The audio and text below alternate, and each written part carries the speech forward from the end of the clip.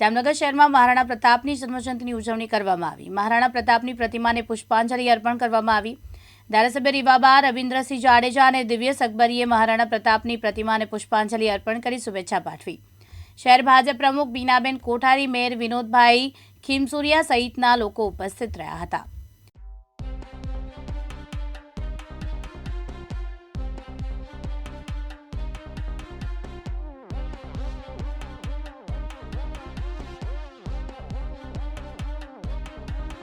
ક્ષત્રિય સમાજની સાથે સાથે સમગ્ર ભારત વર્ષનું ગૌરવ અને જેમના ઇતિહાસમાંથી યુવા પેઢી ક્યાંક પ્રેરિત થઈ શકે એવા વીર શિરોમણી મહારાણા પ્રતાપજીની આજે 485મી જન્મ જયંતિ નિમિત્તે ભારતીય જનતા પાર્ટીના સર્વે ચૂંટાયેલા જનપ્રતિનિધિ દ્વારા, પદાધિકારી દ્વારા અને સાથી ધારાસભ્યની સાથે આજે ક્રિકેટ બંગલોની સામે જે એમનું ભવ્ય જે પૂતળું છે એમાં શ્રદ્ધાંજલિ અને એમને પુષ્પાંજલિ કરી, હાર તોરા કરી અને આજે શ્રદ્ધાંજલિ પાઠવવાનો અવસર મળ્યો।